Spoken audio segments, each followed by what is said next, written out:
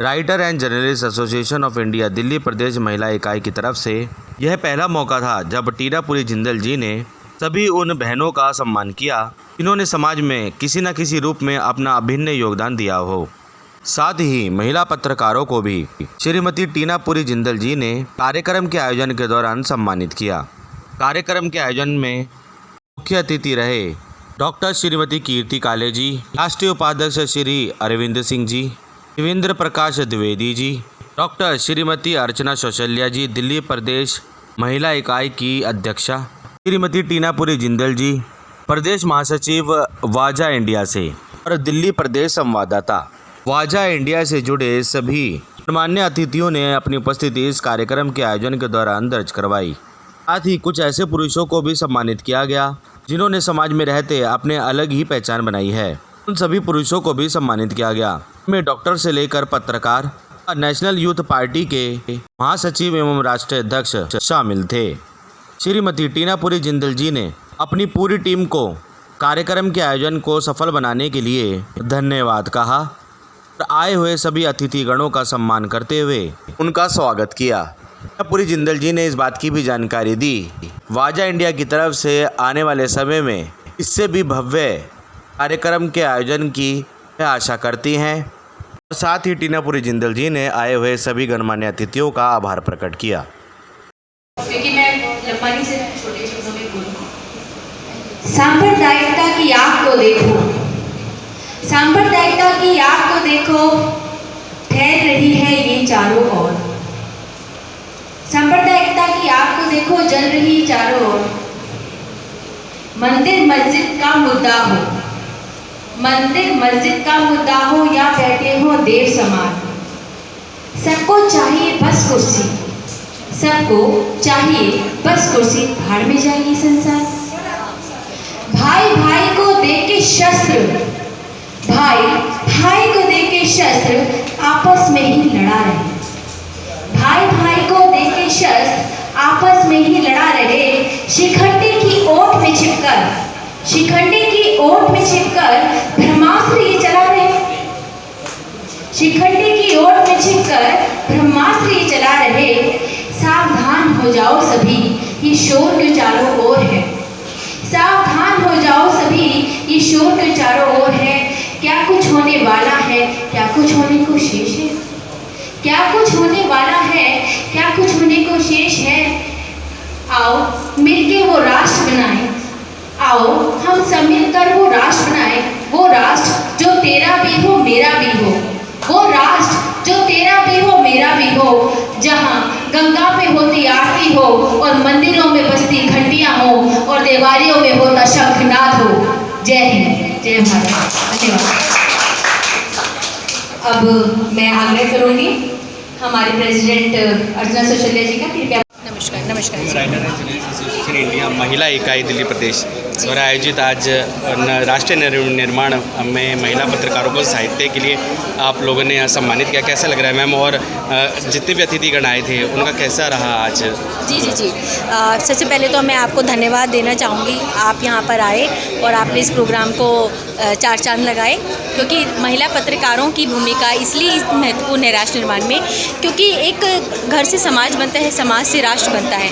और राष्ट्र निर्माण में क्योंकि बच्चों की बहुत भूमिका रहती है, बच्चे सामने खेलते हैं, पढ़ते हैं, बड़े होते हैं, तो उसमें राष्ट्रीयता का बीज केवल एक महिला ही बो सकते हैं, क्योंकि वो उसी के सानिध्य में ज़्यादा समय व्यतीत करते हैं। और महिला पत्रकारों की मैं इसलिए बात करूँगी क्योंकि उनका आना यहाँ आवश्यक था, क्योंकि महिला पत्रकार फील्ड में जोखिम भरी जगहों पर जाती हैं और वीडियो करती हैं, विचार लिखती हैं दूसरों की, और अपनी कलम से बहुत सारी बातें लिखती हैं, लेकिन स्वयं अपनी बातें नहीं रख पाती। तो महिला पत्रकारों के लिए ज़रूरी था कि वे भी खुल के सामने आएँ और राष्ट्र के प्रति अपनी अभिव्यक्ति को व्यक्त करें, ताकि समाज में महिला पत्रकारों का भी चेहरा सामने आ सके, जो कि बैक में रहते हैं वो फ्रंट पे आ सके और उनको भी प्रोत्साहन मिले और वो दुगनी मेहनत से राष्ट्र निर्माण में अपनी भूमिका दे पाएँ। इतना ही नहीं, केवल लेखक और साहित्यकार भी अपनी कलम से राष्ट्र निर्माण में जो महिला लिखती हैं अपने विचारों से, क्योंकि उनके मार्मिक और खुद के अनुभव होते हैं, इसलिए राष्ट्र निर्माण में वो मजबूती से वो विचारधाराएं प्रभावित होती हैं और एक सुदृढ़ राष्ट्र का निर्माण हो सकता है। जी। मैम ये आपका आज पहला अनुभव था जो आपने ये प्रोग्राम ऑर्गेनाइज़ किया? जी जी, इसमें कहना कोई अतिशयोक्ति नहीं होगी, क्योंकि मूलतः मैं एज ए गेस्ट मुझे बुलाया जाता है विभिन्न प्रोग्रामों में, लेकिन ये मेरा पहला एक प्रयास था कि मैं भी एक कोशिश करूं, क्योंकि कहते हैं ना कि आविष्कार ही एक जननी होता है, अब प्रयास ही आविष्कार की जननी होता है। तो मैंने भी एक प्रयास किया और वो सफल रहा। आप जैसे पत्रकारों के सहयोग से, महिला पत्रकारों के सहयोग से, मेरी एसोसिएशन की तरफ से, वाजाल की तरफ से मैं सबका आभार प्रकट करती हूँ। मेरी महिला इकाई की तरफ से मैं आभार प्रकट करती हूँ और आपका बहुत बहुत धन्यवाद। धन्यवाद। अपना परिचय भी दे दीजिए मैम। जी जी, मेरा नाम टीनापुरी जिंदल है। मैं जर्नलिस्ट एंड सोशलिस्ट हूँ और जनरल सेक्रेटरी हूँ वाजाल इकाई की दिल्ली से, और लाइफ टाइम मेंबर हूँ पहले एनजीओ से, और chamber trade off women council की मीडिया पार्टनर हूँ। वुमेन पावर यूनिटी में भी मैं मेंबर हूँ और कोशिश कर रही हूँ कि वो समाज के लिए कुछ काम करूँ, यूथ के लिए कुछ काम करूँ। धन्यवाद। जय हिंद। आज का जो आयोजन हुआ writer and journalist of India और महिला इकाई दिल्ली प्रदेश, सर क्या कहना चाहेंगे, कैसे मनोबल बढ़ाना चाहेंगे? देखिए, ये जो आयोजन हुआ ये बहुत ही शानदार आयोजन है, और आपने देखा कि किस तरीके से कि राष्ट्र निर्माण में जो पत्रकारिता और साहित्य का क्या योगदान रहा है, महिलाओं का क्या योगदान रहा है, तो हमें बहुत अच्छा लगा। क्योंकि ये केवल डिबेट नहीं रहा है, बल्कि ये था कि अलग अलग क्षेत्रों की जो प्रतिनिधि महिलाएं हैं वो यहाँ आई और उन्होंने अपने विचार रखे, और मैं सबको बहुत बधाई देता हूँ। बहुत शानदार कार्यक्रम रहा है ये। जी सर पुनः अपना परिचय दे दीजिए। हाँ, मेरा नाम अरविंद कुमार सिंह है। मैं उपाध्यक्ष हूँ, राष्ट्रीय उपाध्यक्ष हूँ वाजा इंडिया का। धन्यवाद सर।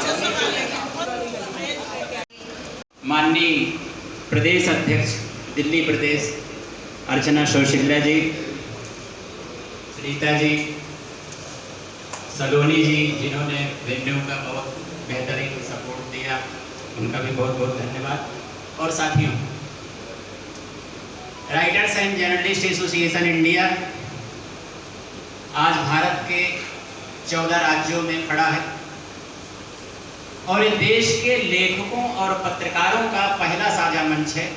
इससे पहले लेखकों के अपने अलग संगठन हुआ करते थे, पत्रकारों के अपने अलग संगठन हुआ करते थे, लेकिन पहली बार एक संकल्पना हुई और हमें फख्र है अपनी इस एसोसिएशन पे, और हमें सबसे बड़ा फख्र है हमारे राष्ट्रीय अध्यक्ष जी पे, जो पत्रकारिता में हमारे आदर्श हैं, पीवी वर्मा साहब, जिन्होंने पूरे जीवन पत्रकारिता की। आप हमारे राष्ट्रीय उपाध्यक्ष writers and journalist association India का आज प्रोग्राम है, तो सर क्या कहना है? राइटर्स एंड जर्नलिस्ट एसोसिएशन राष्ट्रीय स्तर पर लेखकों पत्रकारों का साझा मंच है, जिससे पूरे देश में 2500 पत्र पत्रिकाओं के संपादक जुड़े हुए हैं।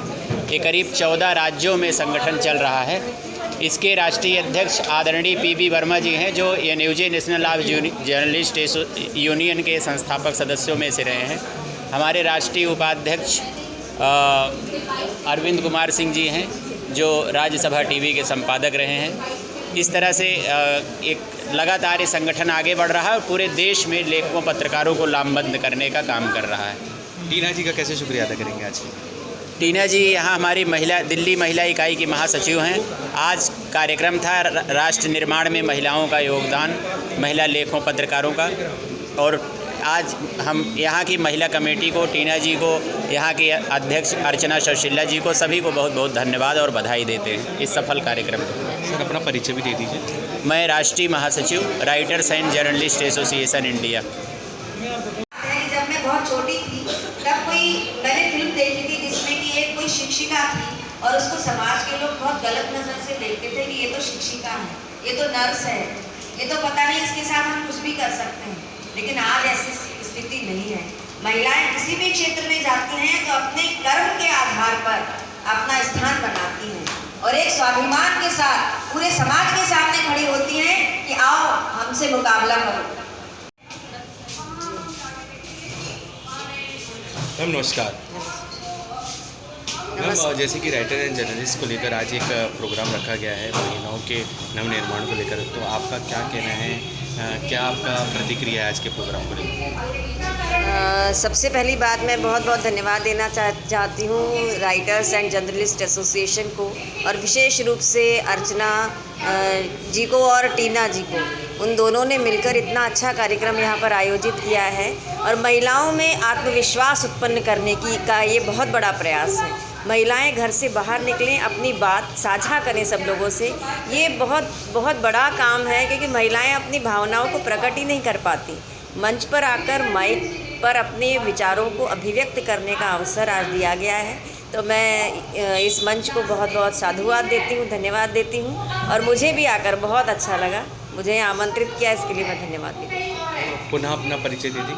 मैं डॉक्टर कीर्ति काले हूँ, एक कवयित्री हूँ और कई सारी मेरी पुस्तकें भी प्रकाशित हुई हैं। मैं व्यंग्य लेख भी लिखती हूँ और लाल किले के मंच से मैंने कई बार काव्य पाठ किया है। लगभग 20 देशों में आज तक मैं अपनी कविताओं को लेकर गई हूँ। ये मेरा छोटा सा परिचय है। धन्यवाद। और किसी को भी कोई मुझे तो पता नहीं था मैडम की तरफ से काम कर रही है टीना जी और हमारे अरुण जी हैं, उनके रेफरेंस से मुलाकात हुई थी और मुझे पता नहीं था मैडम इतना बेहतरीन काम कर रही है, तो मुझसे रहा नहीं गया। तो मैंने बोला मैडम को ज़रा 2 शब्द हमें ही बोलने का मौका देना। इतने महान हस्ते हैं बैठे, इतने अच्छे से लोग काम कर रहे हैं, तो हम लोग भी समाज में जो सहयोग कर सकते हैं। क्योंकि देखो हम कितने भी बड़े बन जाएँ, हम अपने माँ बाप से बड़े नहीं हो सकते। और हमारा जो मानना है, हमारे बुजुर्ग हमारा स्वाभिमान, उन्होंने हमें राजकुमारों की तरह पाला है। नाउ इट्स आवर टर्न कि हम उनको महाराजाओं की तरह सेवा करें, पर किसी कारण से हम लोग देख नहीं पाते क्योंकि आपाधापिक जिंदगी है, हस्बैंड वाइफ दोनों वर्किंग है। सर नमस्कार। नमस्कार सर, राइटर एंड जर्नलिस्ट की तरफ से आज सभी को सम्मानित किया जा रहा है, स्पेशली जैसे कि महिला इकाई दिल्ली प्रदेश में की सभी जितनी भी गणमान्य अतिथि यहाँ पे बैठी हुई हैं, तो सर क्या कहना है आपका और अपने परिचय के साथ? ब्रदर, एक तो ना जो ये काम कर रहे हैं ना, आउटस्टैंडिंग वर्क कर रहे हैं और महिलाओं को लेके जो काम कर रहा है उनको किया जा रहा है और उनको पूरा सपोर्ट कर रहे हैं कि कैसे वो समाज में बदलाव ला सकती हैं, पहली बात। और आज ना मौसम बहुत ख़राब था, उसके बाद भी इतनी गैदरिंग होना बहुत बड़ी बात है, ठीक है। साथ साथ अगर मैं अपना परिचय दूँ तो मेरा नाम देव शर्मा है और मैं जिस कंपनी को चलाता हूँ उसका नाम है देव मेडिराइज। जिनके बच्चे किसी कारण से अपने फादर मदर से अलग हो जाते हैं, तो ऐसे सीनियर सिटीजन को हम लोग घर पर लुक आफ्टर करते हैं। उनको उनकी बेटी से मिलवाना, उनको पेंशन ऑफिस लेके जाना, उनको डॉक्टर के पास लेके जाना, उनका डायलिसिस कराना और जरूरत पड़ने पर घर पे ही आईसीयू डेवलप कर देना, इंजेक्शन लगाना, 3 टाइम का गर्म खाना प्रोवाइड कराना, कोई कोर्ट का मैटर है तो उसमें हेल्प करना, कोई प्रॉपर्टी का मैटर है तो उसमें हेल्प करना। तो एक बेटा बेटी काम कर सकते हैं, उस गैप को हम लोग भरने की कोशिश कर रहे हैं। और ये लास्ट में 15 साल से काम कर रहा हूँ और 2000 से ज़्यादा फैमिली को हम लुक आफ्टर कर चुके हैं। और जो हमारे मेजर क्लाइंट होते हैं वो लोग हैं जिनके बच्चे बाहर सेटल हैं। तो ऐसे किसी को भी आपके सर्कल में ज़रूरत हो तो हम लोग अपनी सेवाएं देने के लिए तैयार हैं। और ये हमारा जो काम है दिल्ली एनसीआर में नहीं, पैन इंडिया में है। जी सर, इसके लिए कोई सरकार की तरफ से कोई आर्थिक मदद आपके संस्था को? नहीं, ये मेरा स्टार्टअप है। अच्छा। हम वो बच्चे खुद पेमेंट करते हैं।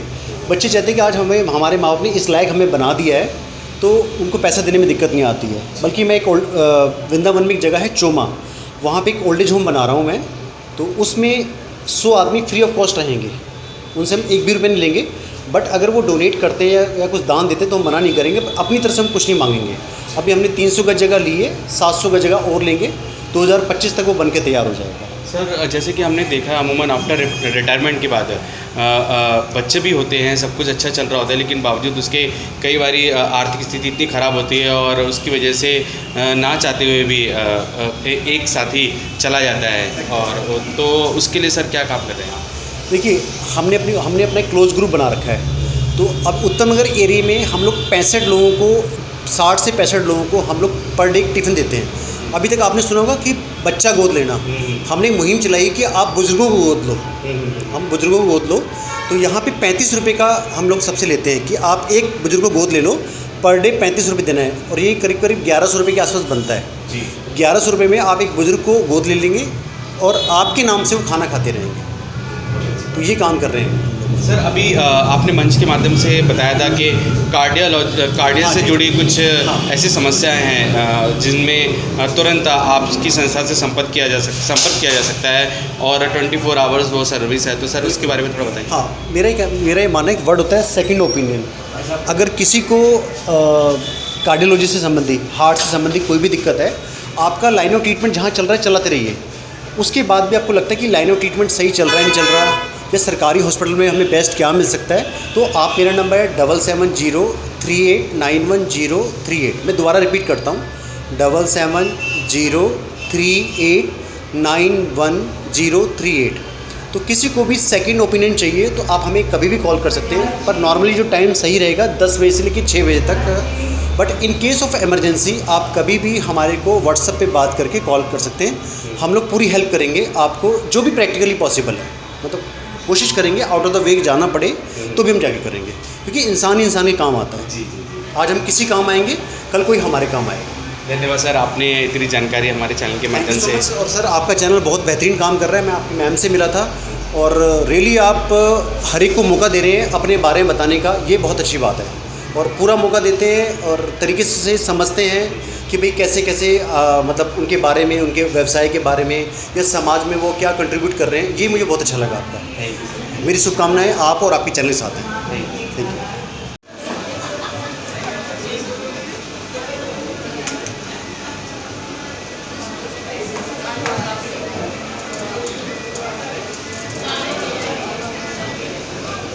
नमस्कार मैम। नमस्कार जी। नमस्कार। अपने परिचय के साथ, जैसे कि आज का प्रोग्राम हो रहा है राइटर्स एंड जर्नलिस्ट को लेकर, और महिला इकाई को सम्मानित करने के लिए आज एक बहुत ही अच्छा और भव्य प्रोग्राम किया गया है, तो मैम क्या कहना है आपका इसमें? महिला सशक्तिकरण की बात तो ऐसी है कि ये तो पुराने टाइम से चला आ रहा है। बिना महिला का कोई समाज नहीं होता, और महिला ना हो तो राष्ट्र निर्माण की तो बात ही करना मुश्किल ही है। और मैं दीपा आज़ाद मेरा नाम है, और मैंने अपनी जो शुरुआत की थी वो मैं बिहार से हूँ, बिहार पटना से हूँ। और मैंने अपनी फ्लाइंग शुरुआत की थी बिहार फ्लाइंग इंस्टीट्यूट से। और टाइम के साथ में चीज़ें बदलती है, शादी ब्याह CPL वगैरह किया हमने। और उसके बाद मैं दिल्ली में आई, मैंने एयरलाइंस में जॉब शुरू किया, और उसके बाद कुछ फैमिली प्रॉब्लम्स की वजह से मैंने वहाँ पे रिज़ाइन किया। मेरी बेटी बहुत छोटी थी, और लेकिन कुछ करने की अलग चाह थी, तो कुछ ऐसा काम करना था मुझे जिसमें मैं अपने बच्चों को पूरा टाइम दे सकूँ, अपनी फैमिली को पूरा टाइम दे सकूँ, और लेकिन कुछ करना था। तो मैंने प्रॉपर्टी का काम शुरू किया। मुझे नॉलेज कुछ भी नहीं थी, प्रॉपर्टी का P भी नहीं पता था मुझे। द्वारका में ही मैंने शुरू किया। उनसे जाके बोला कि मैंने ऐसे ऐसे करके मैं काम करना चाहती हूँ। उन्होंने बोला नहीं, आपके लायक ये काम नहीं है मैम। तो मैंने कहा नहीं, कोई नहीं, आपको ज़्यादा सैलरी देने की ज़रूरत नहीं, बस मुझे अपना टाइम मुझे कुछ करना है, इसलिए मैं आपके साथ जुड़ना चाहती हूँ। लेकिन ये मर्दों का फील्ड है जिसमें औरतों का कोई मतलब रोल नहीं है। लेकिन जैसे जैसे मैं इसमें एंड करती गई तो मुझे लगा कि कोई बड़ी चीज़ नहीं है कि मतलब प्रॉपर्टी का काम करना। और मैं सच बताऊँ तो साउथ वेस्ट दिल्ली में पहली मेरी कंपनी है, 7 Ds के नाम से है मेरी ये कंपनी। और मैं द्वारका एक्सप्रेस पे कोई ऐसी कंपनी नहीं है जहाँ पर मैंने बुकिंग नहीं दिया। और चाहे वो गॉर्जियस प्रॉपर्टी हो, चाहे टाटा की प्रॉपर्टी हो, चाहे शोभा हो, चाहे XYZ, कोई भी द्वारका एक्सप्रेस, एक ही कंपनी मुझे पर्सनली जानती है और मेरे बहुत सम्मान करती है। मैं बहुत अच्छी बुकिंग देती हूँ वहाँ पे, और हर कंपनी में मेरी पूरी रिस्पेक्ट होती है। तो और मेरे साथ साथ काफ़ी सारी लोग जो हैं वो जुड़े हुए हैं, ऑफलाइन जुड़ी हैं, लेडीज़ जुड़ी हैं काफ़ी सारी, जो अपने घर में पूरा टाइम मतलब देती हैं अपनी फैमिली को, और फाइनेंशियली इंडिपेंडेंट भी हो रही हैं। 50 से 70 हज़ार वो महीने का कमा रही है मेरे साथ में मिल करके। जो भी मतलब वो जितना टाइम वो अपने अकॉर्डिंग देना चाहते हैं उसके अकॉर्डिंग ही वो अर्न कर रही है। तो मैं समझती हूँ कोई भी फील्ड जो है वो आज अछूता नहीं है। लेडीज़ हर जगह अपना वर्चस्व डाल रही हैं, और एक महिला सशक्तिकरण का इससे बढ़िया तो उदाहरण ही नहीं हो कि प्रॉपर्टी डीलर जहाँ पे पूरा आदमियों का बोलबाला था, वहाँ पे औरतें अपना बोलबाला दिखा रही है। Thank you so much. Thank you.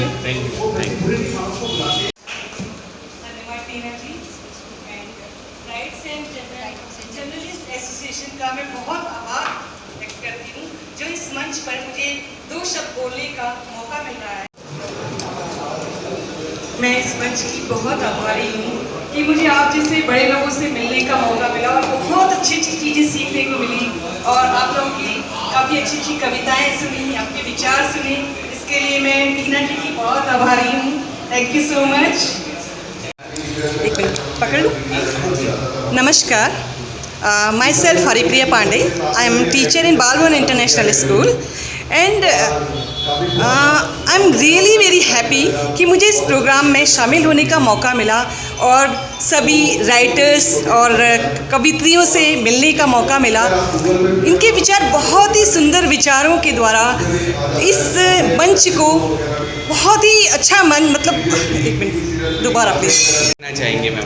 टीना जी की तो बात ही क्या कहें। टीना जी कहते हैं कि बहुमुखी प्रतिभा की मालकिन है, जो भी कहा जाए वो उनके लिए कम है। वो एक बहुत ही बढ़िया कवित्री, सोशल वर्कर और बहुत ही अच्छा काम कर रही हैं। मैम, आज आपको यहाँ पे सम्मान पाकर कैसा लगा? मैं सम्मान पाकर बहुत खुश हूँ, क्योंकि इन्होंने राइटर्स को, जैसे हम राइटर्स कुछ हैं कि लिखते हैं और कोई पहचान नहीं मिलती, तो इनके द्वारा कई लोग हमें जान पाए हैं कि हम भी राइटिंग करते हैं, और ये इस चीज़ के लिए मैं बहुत ही ज़्यादा खुश हूँ। मैम, पुनः अपना परिचय दे देंगे दोबारा से अपना परिचय? Myself Haripriya Pandey, I am science teacher in Balbhavan international school and I am writer and poet also. मुझे हिंदी कविताएं लिखना, अपने विचार प्रकट करना और शॉर्ट स्टोरीज़ लिखना बहुत पसंद है। मतलब पढ़ाने के साथ साथ ये सारे काम मैं बहुत शौक़ के साथ करती हूँ। धन्यवाद मैम हमसे बात करने के लिए।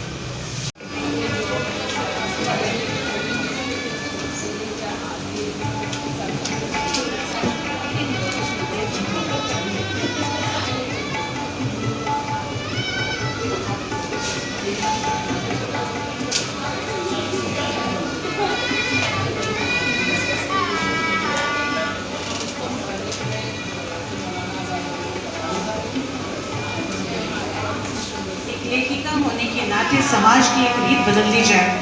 सीमा जी को इस पगड़ी में देखकर ऐसा लगता है घोड़े पे बैठाकर बारात इनकी निकाली जाए और ये लड़के को ले दी जाए।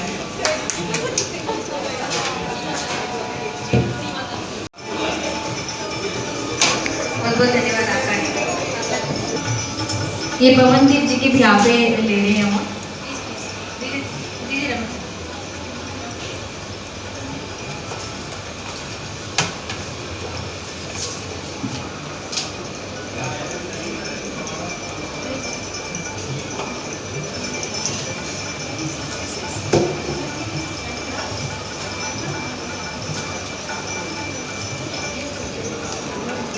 Thank you so much.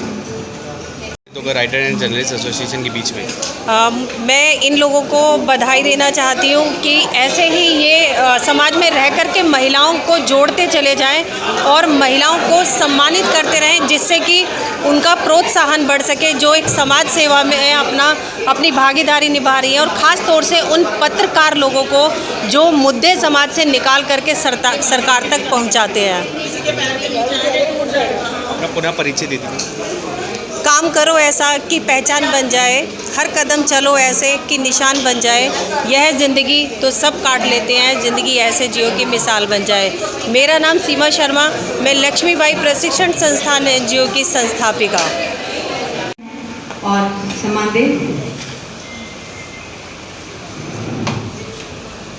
मैं रीटा चुप जी को निवेदन करूँ, कृपया सम्मान दें। सुषमा त्यागी जी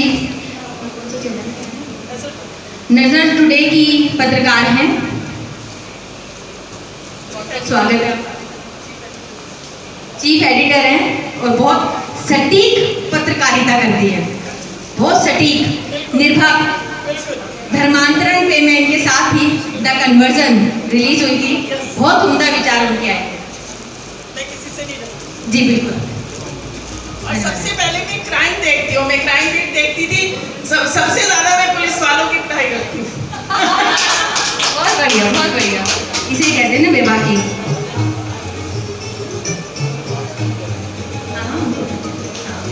मैं नेशनल यूथ पार्टी जी के अध्यक्ष रजीश झा जी का स्वागत करना चाहूँगी।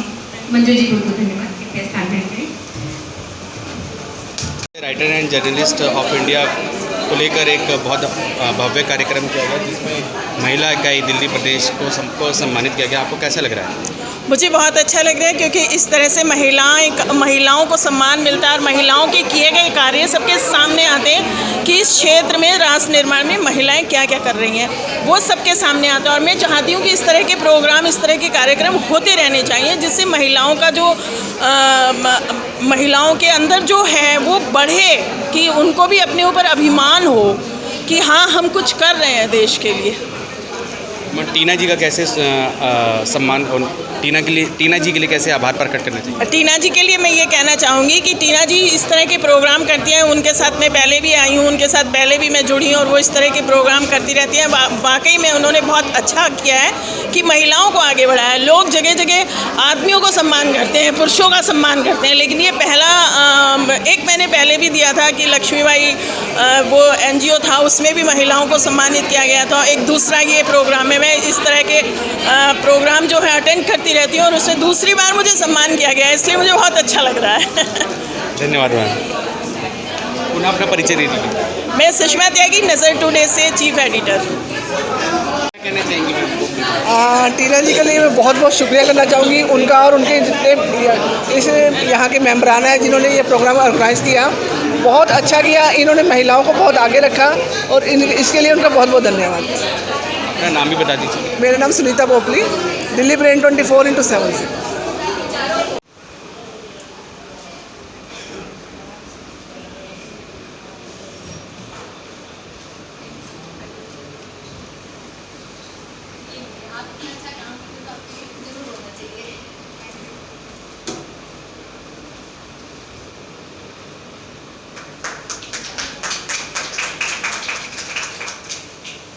में भी अपनी भूमिका निभाएं, महिलाओं को जोड़ें।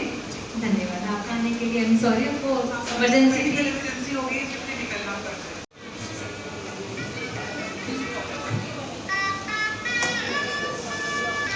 एक प्रश्न आप लोग के लिए छोड़ती हूँ। दशरथ जी ने कहा था राम से, अयोध्या छोड़कर मत जाओ, और माँ कैकेयी ने बोला अयोध्या छोड़कर जाओ। वो अयोध्या छोड़कर चले गए, वो धर्म था या अधर्म, चिंतन कीजिएगा।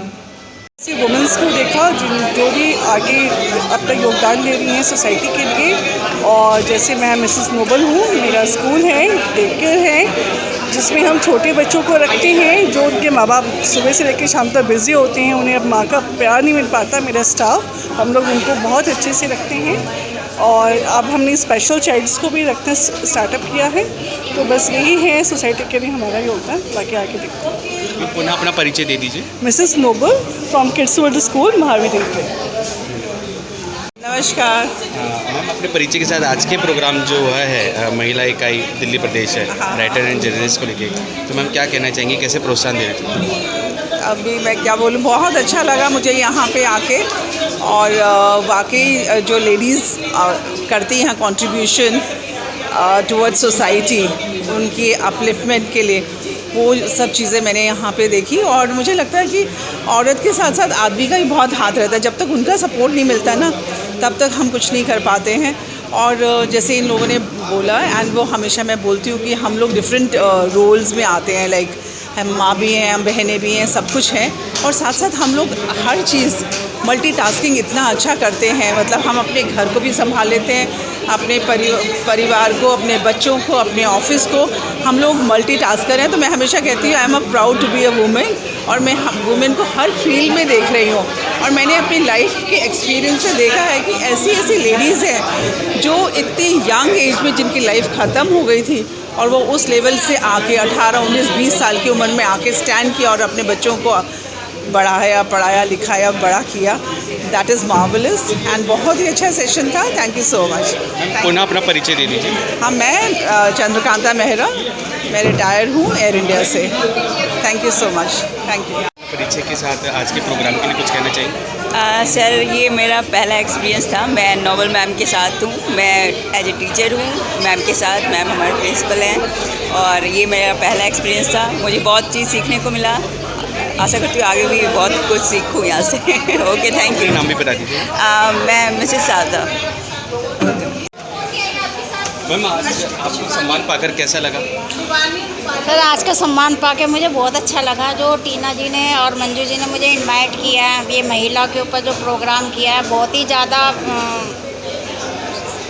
सही है। मतलब ये कि महिलाओं को जागृत करने के लिए प्रोग्राम किया है, और मैं इनका बहुत शुक्रिया अदा करती हूँ जो इन्होंने मुझे इस प्रोग्राम में बुलाया। धन्यवाद मैम। बस। अपना नाम भी बता दीजिए। सीमा तनवर। है जो कि राइटर्स को, जर्नलिस्ट को और सबको इतना आगे बढ़ावा देती है और यहाँ पर हम सब लोग मिलकर बहुत ही अच्छा योगदान भी देते हैं। अपना नाम भी बताइए। मैं रीटा चुग कवयित्री हूँ।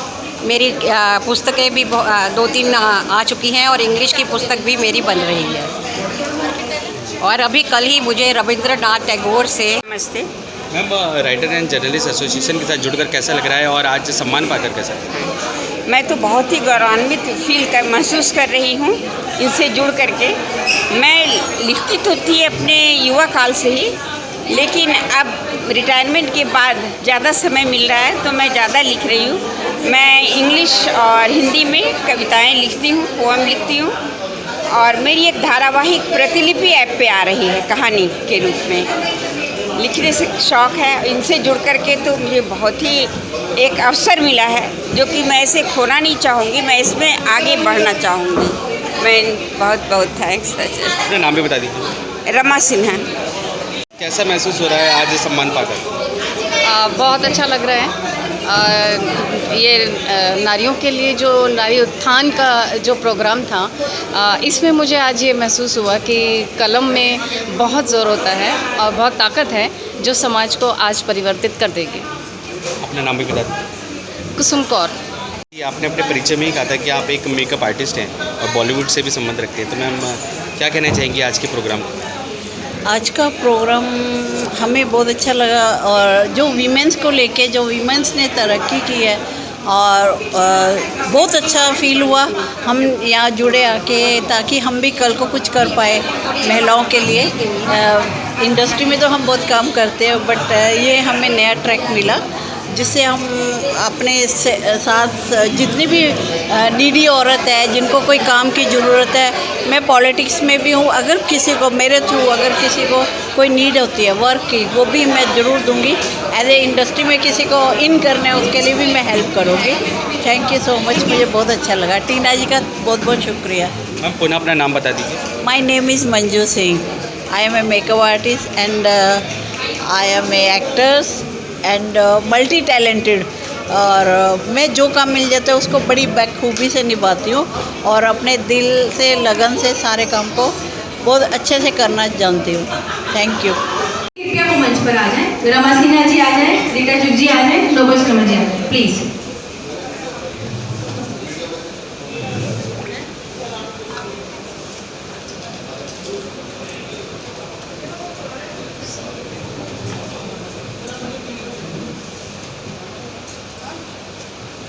हम सब आपका तहे दिल से बहुत बहुत शुक्रिया करते हैं और आपसे हम ये कहते हैं कि हम अगली बार ज़रूर मिलेंगे, बड़े स्तर पर मिलेंगे, क्योंकि ये छोटा सा प्रयास था आपस में जोड़ने का, क्योंकि मुझे भी अनुभव नहीं था आज तक। ये मेरा पहला प्रोग्राम है जो मैंने अपने साथी बहनों के साथ मिलके किया है, महिलाओं के सम्मान। दीपा जी 2 मिनट, दीपा जी, सोनू जी 2 मिनट। तो ये छोटा सा प्रयास मैंने किया है सभी बहनों को आपस में जोड़ने के लिए। हम बहुत जल्दी प्रेस क्लब ऑफ दिल्ली में या राज्यसभा में एक बड़े पैमाने पर हम इस कार्यक्रम को करेंगे, जहाँ से प्रत्येक क्षेत्र से सभी महिला इकाइयों को जोड़ा जाएगा, पुरुष इकाइयों को जोड़ा जाएगा। कहने का तात्पर्य है कि राइटर एंड जर्नलिस्ट एसोसिएशन की जितनी भी इकाइयाँ हैं उनको आमंत्रण दिया जाएगा।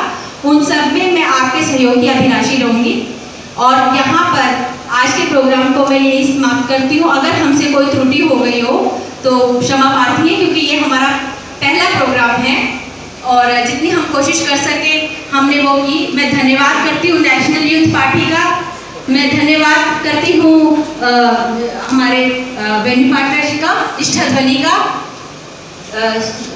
मैं धन्यवाद करती हूँ अपनी पूरी एसोसिएशन का, मैं धन्यवाद करती हूँ प्रकाश जी का।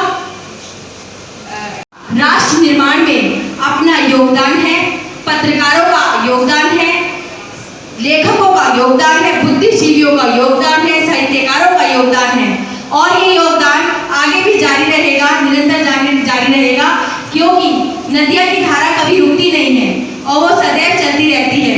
और जो स्वच्छ पानी होता है वो सबके पीने के काम आता है, लेकिन जो गंदा पानी होता है वो एक जगह रुक के सड़ जाता है, खुद तो सड़ता ही है, दूसरों को भी सड़ाता है। तो हमें वो निर्मल जल बनना है, हमें वो नदी की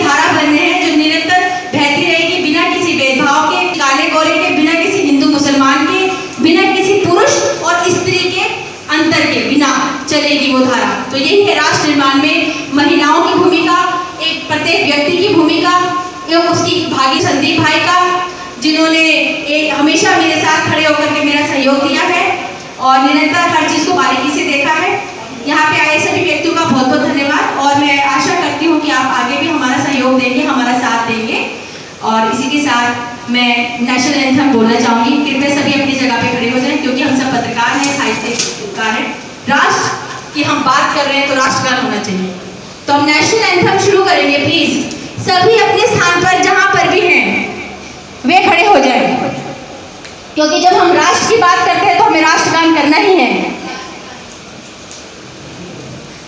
नायक जय हे भारती भाग्य विधाता, पंजाब सिंध गुजरात मराठा द्राविड़ उत्कल बंगा, विंध्य हिमाचल यमुना गंगा तरंगा, तब शुभ नामे जागे, तब शुभ आशीष मांगे, गाए सब जय गाथा, जन गण मंगल दायक जय हे भारत भाग्य विधाता, जय हे जय हे जय हे जय जय जय जय हे। भारत माता की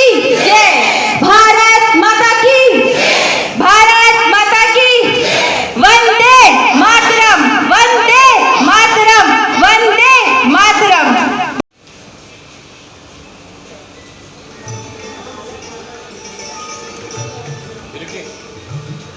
के साथ जैसे कि नेशनल यूथ पार्टी सर आप लोग ने संगठित की है और बीजेपी की भी पैरेलल पार्टी कह सकते हैं, तो सर आप लोगों द्वारा पोल खोल अभियान शुरू किया जा रहा है, तो सर क्या कहना है? नमस्कार, मेरा नाम डॉक्टर अधीश राज भल्ला है और मैं राष्ट्रीय प्रवक्ता हूं नेशनल यूथ पार्टी में। सबसे पहली चीज़ ये कि देखिए, नेशनल यूथ पार्टी का गठन जो है आज अब 15वें साल में हम चल रहे हैं और दिल्ली में जो पोल खोल अभियान है उसकी वास्तविक शुरुआत जो है वो नेशनल यूथ पार्टी ने ही करी। और इसे ये कहना कि बीजेपी के पैरेलल ये पार्टी है, बीजेपी से दूर दूर तक इस पार्टी का ना कोई वास्ता है, ना कोई प्रेरणा है, ना ही कोई किसी तरीके का प्रकाशमान। पूरे तरीके से हम अपनी विमुक्त युवा सोच को लेकर के आगे चल रहे हैं। किसी तरीके के परिवारवाद में या एक संगठित सोच के पीछे हम लोग नहीं भाग रहे हैं और हमें कोई रिमोट कंट्रोल नहीं चला रहा है। जिस प्रकार से जो भाजपा है वो एक पर्टिकुलर संगठन के थ्रू चलाई जाती है, वो आप सभी जानते हैं। पोल खोल अभियान के तहत अरविंद केजरीवाल सरकार को आज 8वां वर्ष चल रहा है। इन 8 वर्षों में ईमानदारी का झूठा ढोल पीटने वाली सरकार के तमाम अलग अलग कामों की हम लोग पोल खोल रहे हैं, जिसमें प्रमुख तौर पर सबसे पहली चीज़ जो दिल्ली की परिवहन व्यवस्था है और ख़ास तौर पर जो डीटीसी है, इसकी बुरे तरीके से धज्जियां उड़ा कर रख दी हैं अरविंद केजरीवाल सरकार।